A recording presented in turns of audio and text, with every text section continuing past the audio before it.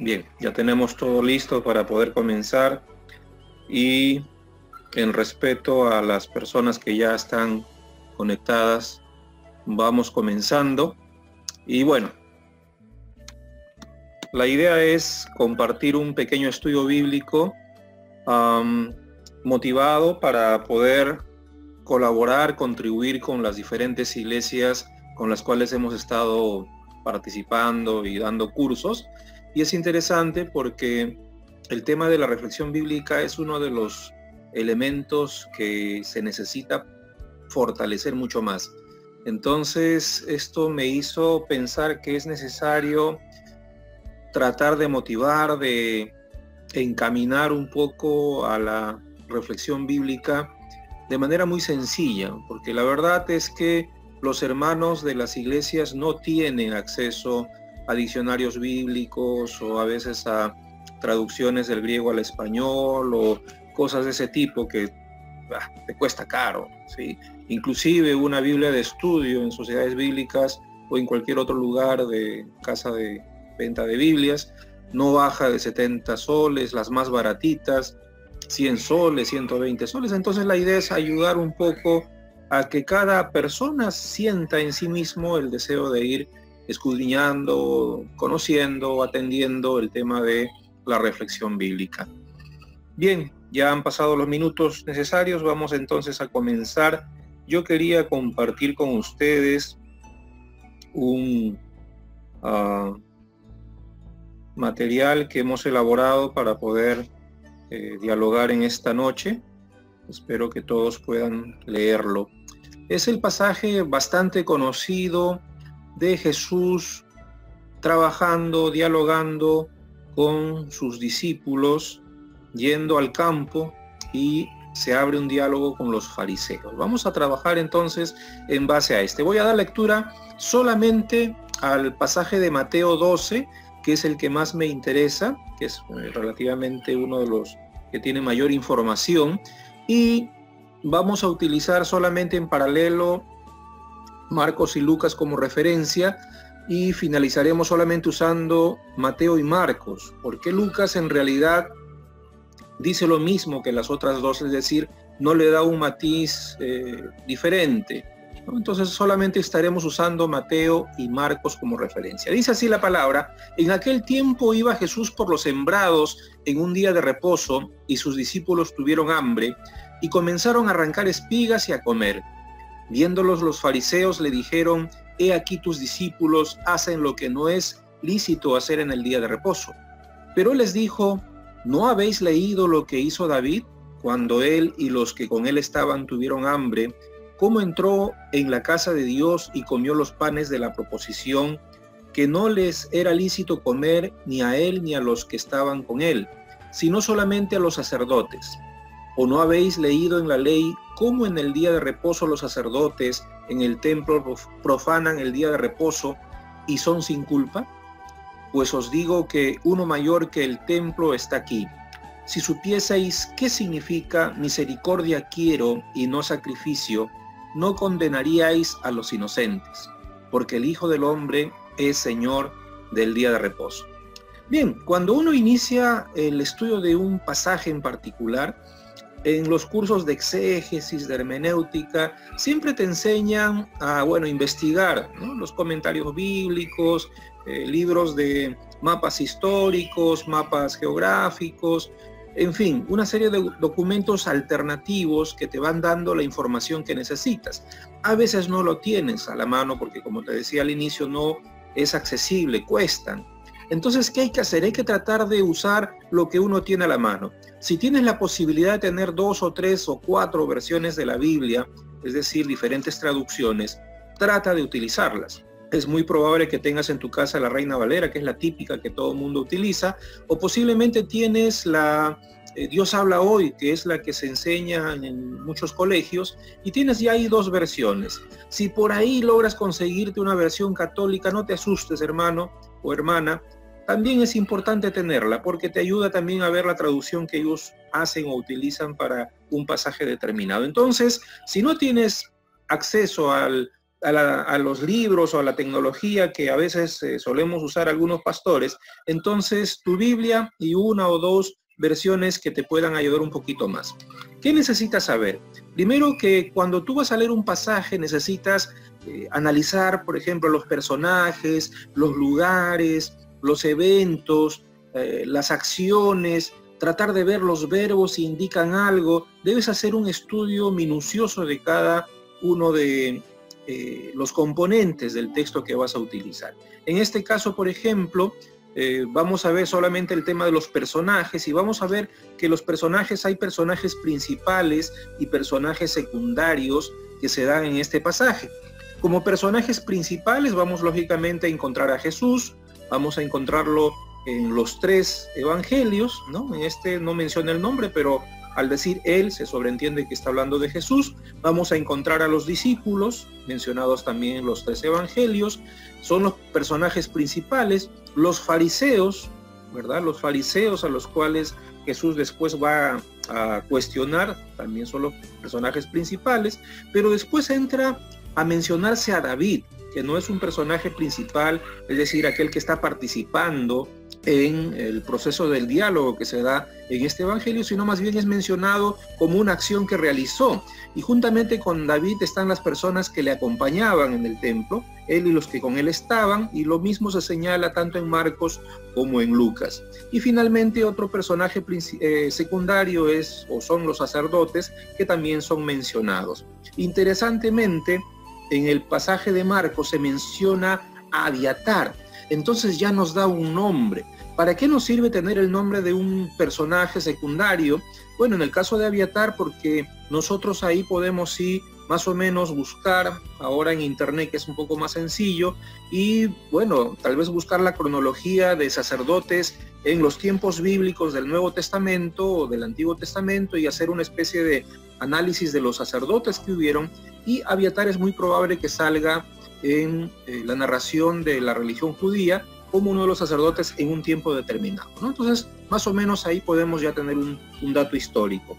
Y bueno, finalmente se menciona en el libro de Mateo a los inocentes y finalmente al Hijo del Hombre, nuevamente a Jesús, que se le da la categoría Hijo de Hombre y a la vez Señor, ¿no? Entonces, por ahí ya tenemos elementos importantes. Como decíamos al inicio, no vamos a usar el libro de Lucas para nuestro estudio, solamente estaremos utilizando Mateo y Marcos. ¿Por qué? Porque nos interesa resaltar en ambos textos lo que está añadido, es decir, lo que le da una riqueza muy particular a estos dos textos de manera específica, ¿no? Y en el caso de Mateo es este versículo 6 y 7, donde dice: pues os digo que uno mayor que el templo está aquí, y si supieseis qué significa misericordia quiero y no sacrificio, no condenaríais a los inocentes. Ese es el matiz que le da Mateo a su evangelio. Y en el caso de Marcos, Marcos le añade esta otra parte, donde dice: el día de reposo fue hecho por causa del hombre y no el hombre por causa del día de reposo. Es interesante. Vamos a tratar entonces de dialogar en eso en un momento. Bien, vamos a ir tal vez paso por paso. ¿Qué está pasando? Jesús está con sus discípulos yendo por un sembrado, es decir, por una chacra, como diríamos en el día de hoy, por un campo donde se camina entre las chacras y bueno, los judíos tenían normalmente la costumbre de sembrar lenteja, trigo, cebada, y es muy normal que los discípulos tuvieran pues hambre. Es posible que hayan estado caminando bastante, en fin, las posibilidades de lo que se está dando en esta circunstancia pueden ser muchas. El hecho está de que los discípulos tienen hambre y quieren comer algo, y no sé si ustedes alguna vez han agarrado una espiga de trigo, y ustedes saben que el trigo es, bueno, parecido al arroz. Uno lo abre, ¿no? La cáscara de afuera es un poquito dura, pero la de adentro uno lo puede masticar y como que puedes llenarte un poquito con eso, ¿no? Y los discípulos están con hambre, pero había un problema: era día de reposo. Y el día de reposo, como ustedes saben, normalmente los judíos lo tenían como un día sagrado, un día de descanso, donde no se podía hacer absolutamente nada. Éxodo 20, del 8 al 11, nos narra un poquito lo que significa para los judíos el día de reposo. Pero los discípulos están con hambre y hacen algo que para los fariseos es trabajo. ¿Quiénes eran los fariseos? Los fariseos eran el grupo religioso, la agrupación religiosa más pegada a la ley dentro de los judíos, ¿no? Es decir, había diferentes grupos, pero ellos en particular son los que más se acercan a la búsqueda de aplicar de manera exacta, literal, diligente, las leyes y las normas y los decretos y los postulados que tiene el pueblo de Israel en sus libros del Antiguo Testamento. Y ellos en particular cuestionan el hecho de que los discípulos de Jesús comiencen a tomar esta actitud. La reacción de los fariseos, podríamos preguntarnos, ¿es una queja? ¿Es un deseo de crear conflicto con Jesús? ¿Es probar a Jesús?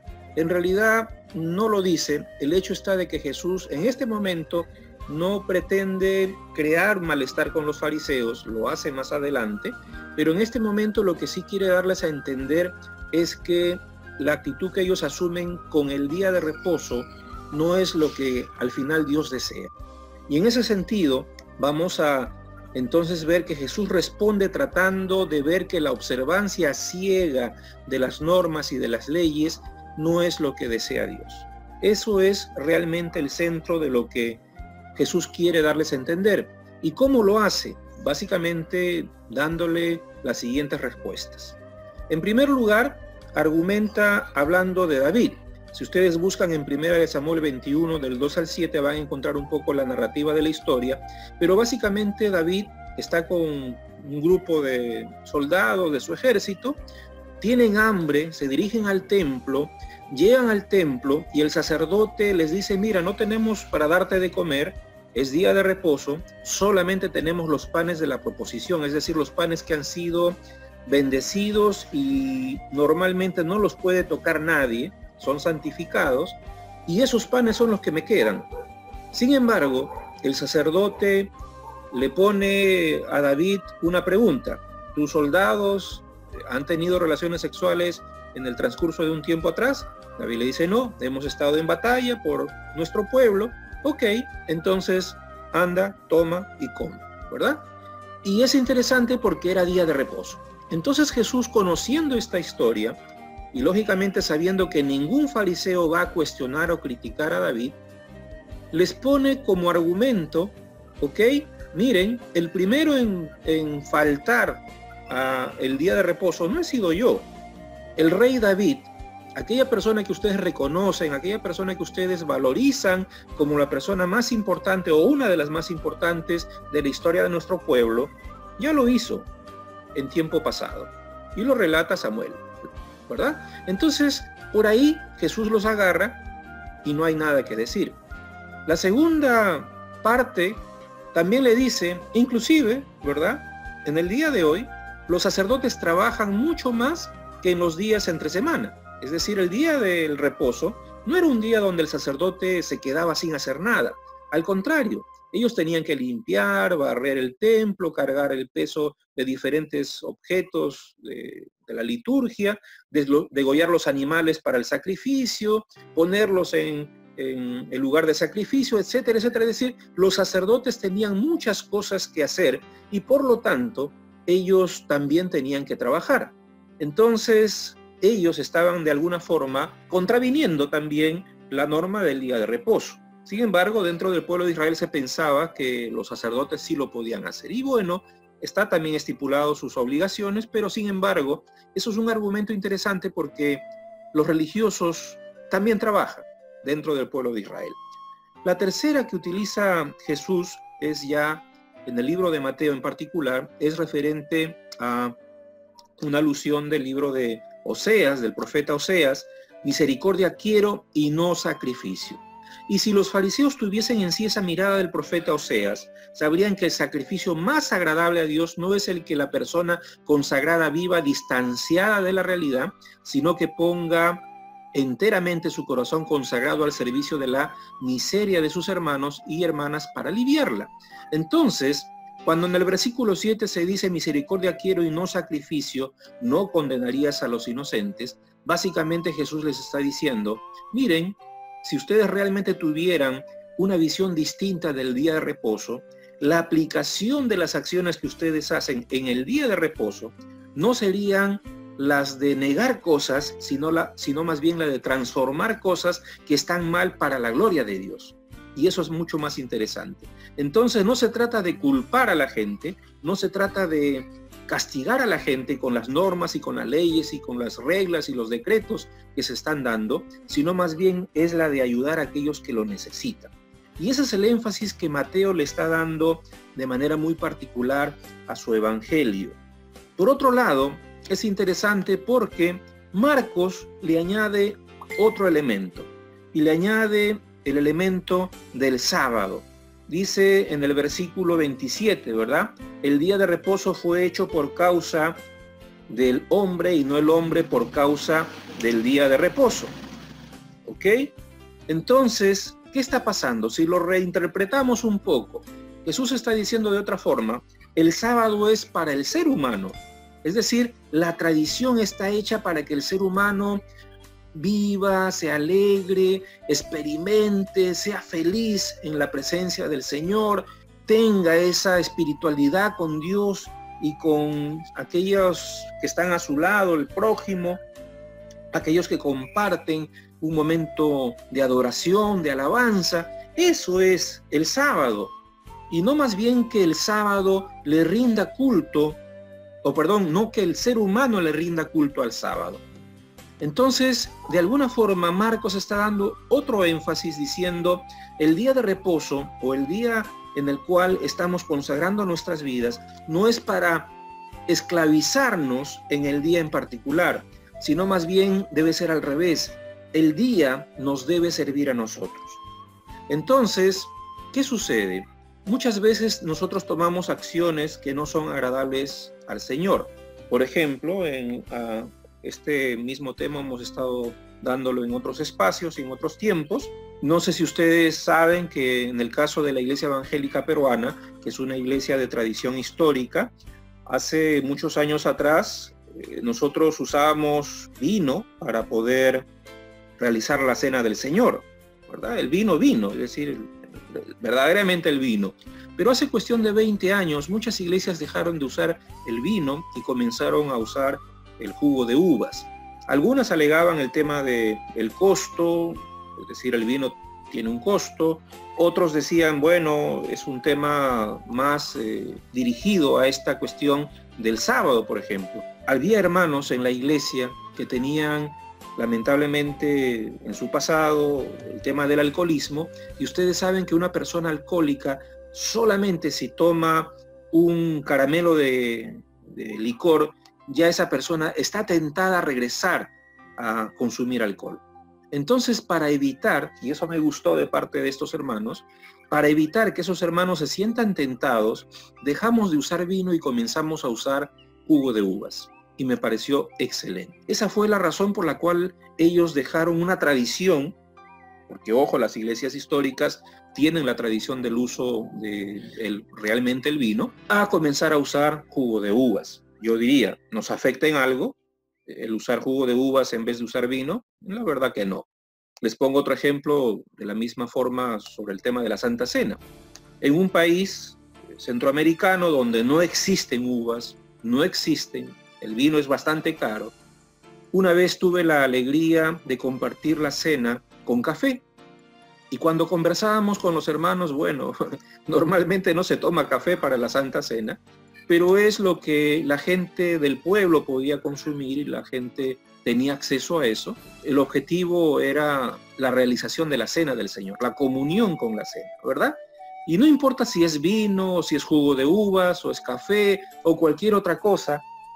Vuelvo a repetir, el sábado es para el ser humano y no el ser humano para el sábado. Es decir, la tradición es para servir al ser humano y no el ser humano para servir a la tradición. Entonces, una tradición puede ser cambiada en alguna forma si es que ésta afecta o daña en alguna medida a aquellas personas que participan o forman parte de la iglesia. Entonces, hermanos, es interesante porque estos elementos le dan a el pasaje de Mateo y de Marcos un matiz muy particular y muy especial. Bien, Ya hemos avanzado el tema del estudio. Ahora, si ustedes quieren ir haciendo algunas reflexiones personales, vamos a hacerlo. Entonces, la ley para Marcos existe para el bien de la vida humana y no al contrario. Vamos a pasar a un tiempo entonces de diálogo, de preguntas. Si ustedes tuvieran alguna pregunta que hacer, vamos a hacerlo vía chat. ¿Les parece bien? O si desean ustedes conversar, pueden conectar su audífono y hacerme las preguntas en directo. Ya depende de ustedes. Entonces, por acá, por el ladito del chat, si tuvieran alguna pregunta, ustedes la pueden plantear y podemos responder en base a eso. A ver, Sonia, sí, pues nos habla un poco del tema del alcohol, ¿verdad? Y sí, yo creo que es saludable el hecho de que las iglesias tengamos, digamos, un criterio de pensar en las personas, ¿no? Las personas alcohólicas, como les digo, huelen el alcohol o saborean levemente el alcohol, se tientan a consumir más alcohol. Entonces, una forma de evitarlos en la cena del Señor es usar jugo de uva. Me parece excelente, es decir, son alternativas que la iglesia, por los procesos históricos que tiene internamente, va analizando y busca qué es lo mejor. Si hubiera una iglesia que no tuviera problemas de hermanos o hermanas que tienen problemas de alcoholismo y a nadie le afecta el tomar vino real, yo pienso que no habría problemas tampoco en utilizar el vino. Solamente aquellas iglesias que realmente conocen a todos sus miembros y que conocen la historia de sus miembros, que analizaron el contenido de sus experiencias, entonces son aquellas iglesias que buscan beneficiar a la persona. Y eso es lo que desea, me parece, Jesús, ayudándoles a entender a los fariseos lo que realmente es importante en la vida religiosa, en este caso para los judíos y en el caso nuestro para nuestra vida eclesial. ¿Hay alguna pregunta? Sí, en realidad la pregunta, es imperante dar la Santa Cena. La Santa Cena no debe ser vista como una costumbre, pienso yo. La Santa Cena es más bien, y debe ser vista más bien, como un espacio de renovación, de compromiso de los miembros de la iglesia para con el proyecto del reino de Dios. Disculpen si yo afecto, no sé si alguno de ustedes es católico o hay alguna persona ajena al mundo evangélico. A veces todas las misas, cada misa se debe acompañar de el tiempo de la cena, ¿verdad? Personalmente me parece que las iglesias evangélicas tienen un matiz un poco más sabio al poder decir la cena es no una costumbre, sino más bien es un compromiso. Oh, está pasando un vendedor ambulante, disculpen el ruido ajeno, ¿verdad? No lo quiero, no lo prevé uno. Entonces es interesante porque las iglesias evangélicas le dan más bien a la cena del Señor la renovación del compromiso de la persona para con Dios, para poder decir, Señor, en este mes, porque lo hacen normalmente una vez al mes, en este mes yo he pecado, me arrepiento de mis pecados. Si he fallado con una persona, las normas dentro de la cena en el pueblo evangélico es acercarte a la persona. No sé si algunas iglesias creo que lo han dejado, lo han omitido, sobre todo iglesias muy grandes, pero la tradición en las iglesias de 40, 60, hasta 80 miembros o 100 miembros es que si tú tienes algo contra tu hermano, no puedes tomar la cena del Señor. Antes de hacerlo tienes que ir con él, conversar, decirle perdón, he pecado contra ti, te he fallado, te he lastimado, he hecho algo que tal vez de alguna forma te ha hecho sentir mal, perdóname. Te abrazas con tu hermano, con tu hermana y recién puedes tomar la cena. Esa es la visión que tiene o que tenía el pueblo evangélico hace 20 años atrás. Pocas iglesias todavía lo enfatizan a la hora de desarrollar el tema de la cena. Yo lo enfatizo, por ejemplo, cada vez que lo hago porque creo que es importante. Es decir, lo que realmente es la cena debe ser un espacio de motivar a la comunión, por un lado, pero también a un tema de compromiso con el Señor. Yo estoy comprometiéndome con el cuerpo y la sangre del Señor Jesucristo. Misión, acción en la obra que el Señor nos está dando. Y básicamente eso tiene que ver con el tema de la cena del Señor. Bien, no sé si he respondido, Sonia, tu pregunta, pero creo que va por ahí, ¿verdad? Entonces, la cena del Señor para las iglesias que así lo sienten es un compromiso, es un volver a la comunión los unos con los otros, básicamente. Bien, ¿alguna pregunta más sobre la temática de las tradiciones, de romper con los esquemas de algunas iglesias? Creo, ¿verdad? Es importante hacerlo. Por ejemplo, les pregunto, ¿no? Si ustedes estuvieran predicando, yo, pastor, me pongo a predicar, y de repente veo que un hermano de la iglesia comienza a darle un ataque de epilepsia. No sería correcto que yo le dijera a los diáconos, hermanos, llévense el hermano a la parte de atrás mientras yo sigo predicando, ¿no? Es decir, sería ilógico que uno tomara esa acción. ¿Por qué? Porque lo más importante no es el mensaje que estás dando necesariamente, ojo, y peor todavía si hablas del amor, ¿verdad? Sino lo más importante es atender a ese hermano en ese momento inmediato. Y Jesús lo que está diciéndole a los fariseos es lo mismo. Mis discípulos tienen hambre. Yo sé que es el día del Señor, pero la tradición no puede ir más allá o no puede estimarse como más importante que la necesidad de un ser humano. Entonces, básicamente Jesús en los 3 evangelios está diciendo: las tradiciones están en función del ser humano y no el ser humano en función de la tradición. Necesitamos comenzar a pensar en el día de hoy qué cosas en nuestras iglesias tal vez están opacando la necesidad o la vida de las personas en la iglesia, que muchas veces impiden la presencia o la participación de un miembro. Por ejemplo, es interesante, en algunas iglesias he visto que entraba un borrachito. Inmediatamente los diáconos tratan de sacarlo y botarlo de la iglesia. Yo sé que una persona alcohólica o que está con el alcohol subido no va a entenderte, pero tampoco hay derecho de botarlo como si fuera, disculpen la palabra, una basura, ¿verdad? Entonces hay que ver cómo hacer para que la iglesia no sea una iglesia excluyente.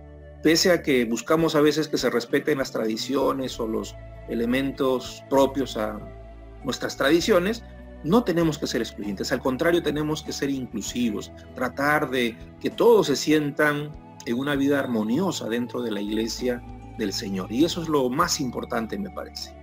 Muy bien, hermanos, la idea es algo pequeño. Este pequeño estudio bíblico lo vamos a estar dando los días viernes.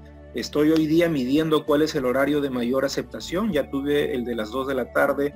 Dependiendo de eso, vamos a desarrollar durante este mes estudios bíblicos con temáticas de este tipo. Si ustedes tuvieran algún tema en particular que quisieran que tratáramos, con mucho gusto me lo pasan por inbox y yo lo puedo trabajar. Y el objetivo es el siguiente: que en este mes tengamos temas de estudio de manera directa, donde ustedes puedan preguntar, puedan plantearme las preguntas que ustedes deseen.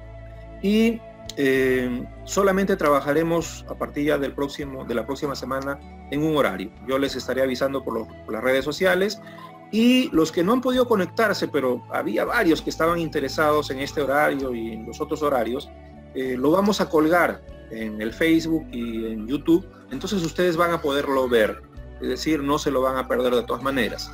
Y si hay preguntas o hay comentarios de la reflexión que estamos haciendo, con gusto, la idea es poder responder y atender algunas interrogantes que ustedes tengan con respecto al texto o la aplicación hermenéutica del texto para el día de hoy. Entonces, hermanos, sin más preámbulos, les agradezco bastante su tiempo.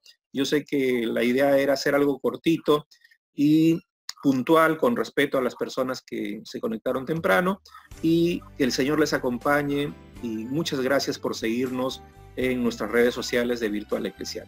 Dios les bendiga, muchas gracias, el Señor les acompañe, espero sus comentarios y o consultas ya de manera personalizada o por internet. Un fuerte abrazo, muchas gracias.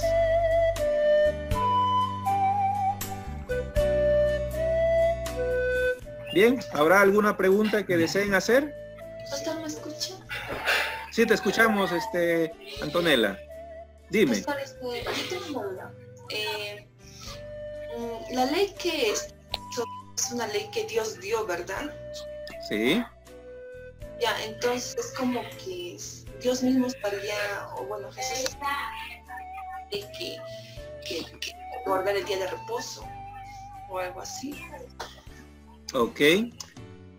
A ver, la función de las leyes estaban para organizar la vida humana y estaban dadas para guiar hacia una mejor relación con Dios. Ese era el objetivo de las leyes.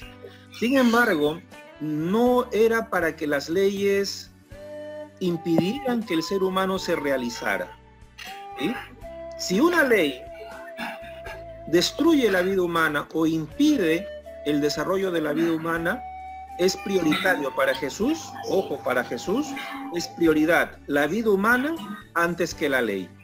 En ese sentido, entonces Jesús está modificando de alguna forma el uso de la ley y la perspectiva que tienen los fariseos para el uso de la ley, porque para Jesús era más importante la vida humana. Entonces, si una vida humana se va a afectar por una situación determinada, entonces vale más la vida humana que la aplicación de la ley.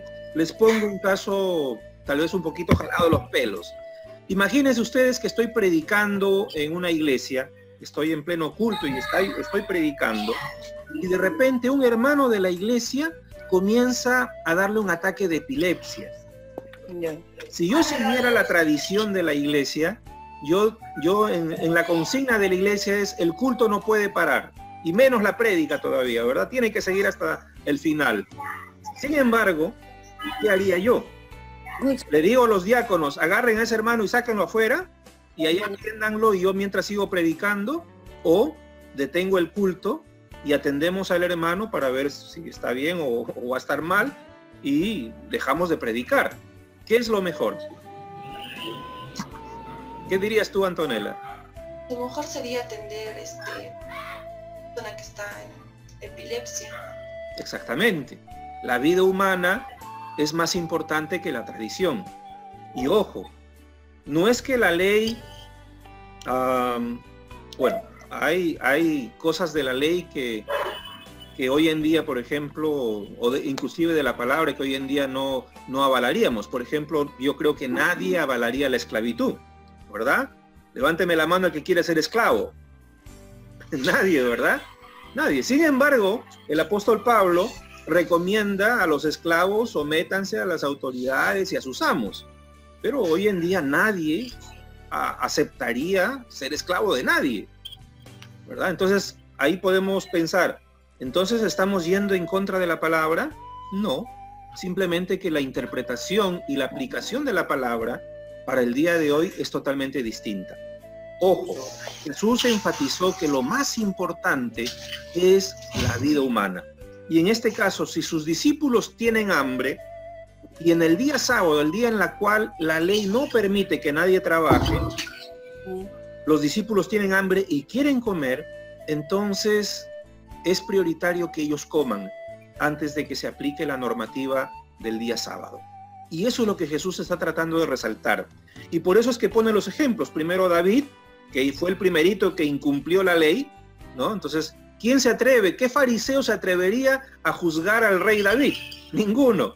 Sin embargo, David infringió la ley, y peor aún, con panes de la proposición, es decir, con panes bendecidos dentro del templo.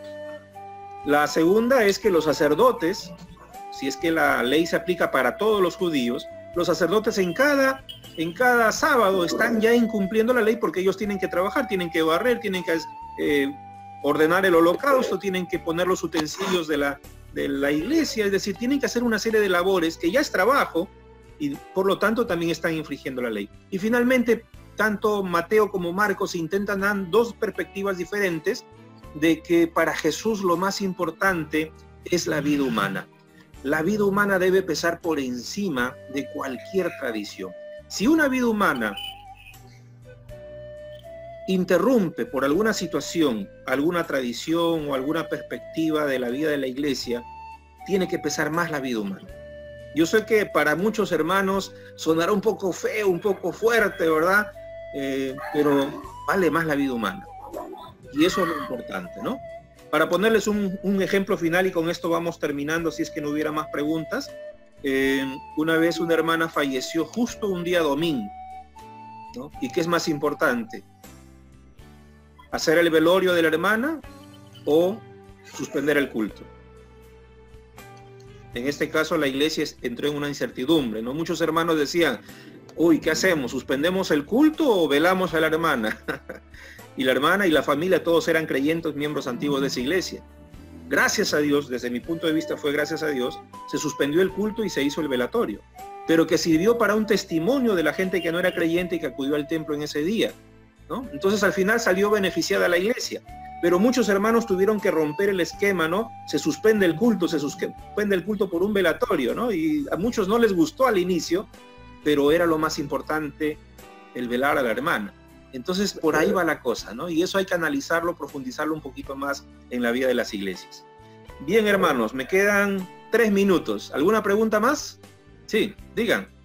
Aló, pastor, buenas noches. Quería que un referente al último verso, ¿no? Que dice, Jesús dice, yo soy el Señor de los sábados, yo soy el Señor del día de reposo. Explíquenos bien esa palabrita.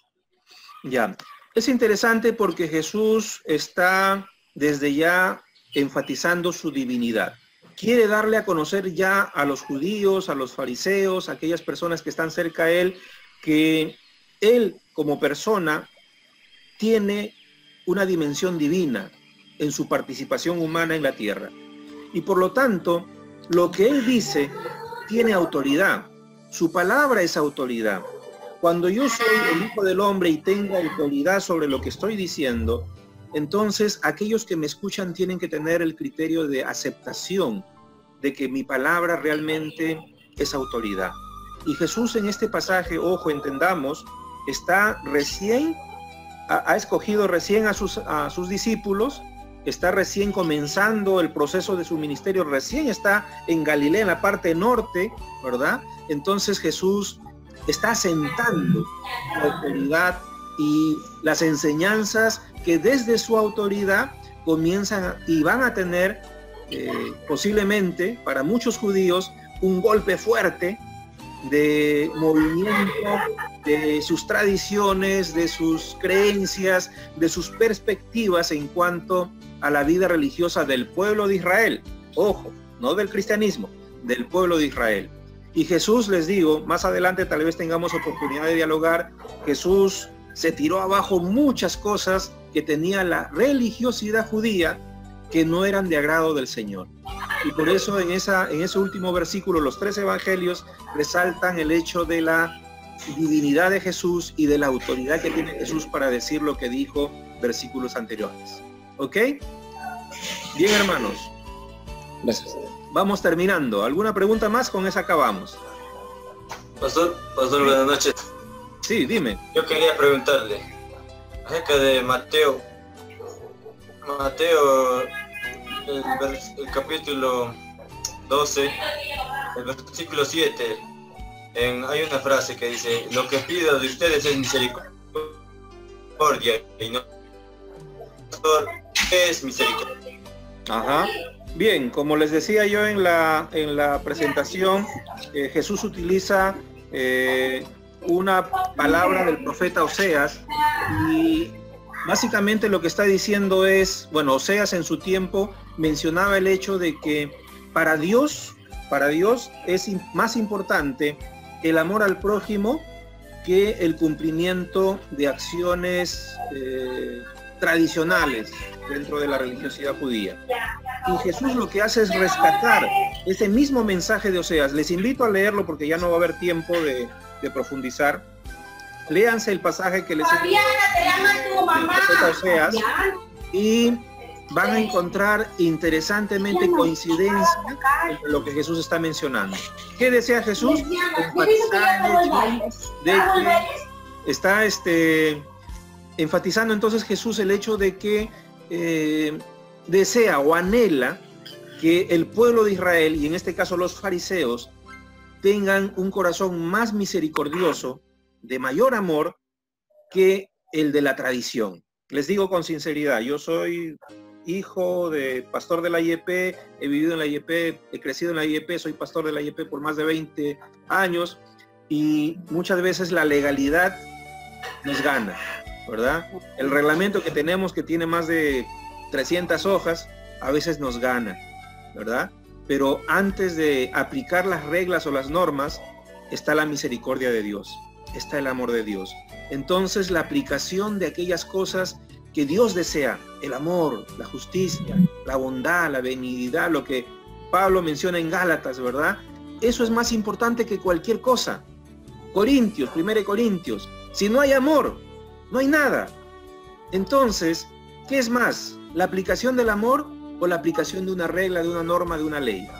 Es la aplicación del amor. Eso es tener misericordia. Entonces, en ese sentido, el Señor nos demanda que antes de enfurecernos tal vez por la aplicación de alguna regla en mi familia, en mi iglesia, en mi hogar, en mi barrio, en cualquier espacio donde tú te encuentres, tienes que pensar, ¿Dios qué quisiera? ¿No sería mejor pensar en lo que Dios quisiera antes que en la aplicación de esas normas? Si Dios quiere otra cosa, entonces haz lo que Dios quiere y no lo que necesariamente está establecido. Bien, hermanos, ahora sí, yo espero que hayan disfrutado este pequeño estudio bíblico. Todos los viernes vamos a realizarlo. Posiblemente vamos a cambiar el horario, pero lo vamos a anunciar por Facebook para que ustedes puedan saber. Y me alegra verles en esta oportunidad. He probado a las 2, a las 6 y ahora a las 8 de la noche. Nos alegra, ¿verdad? Vamos a colgar el que mejor salió de los videos, lo van a poder ver entonces colgado, y voy a tratar de también plantear las preguntas que ustedes han realizado en el videíto que voy a colgar posiblemente mañana. Hermanos, muchas gracias. Nos vemos el próximo viernes. Si les ha gustado esta participación, un fuerte abrazo y nos estamos comunicando ya por interno a aquellos que deseen un poquito más de conocimiento sobre lo que hemos estudiado. Y los demás estaremos viéndonos por ahí. Dios les bendiga, hermanos. Un fuerte abrazo. Hasta el próximo viernes. Bendiciones. Gracias. Chao. Bendiciones, pastor. Chao, chao. Gracias. Gracias. Amén. No.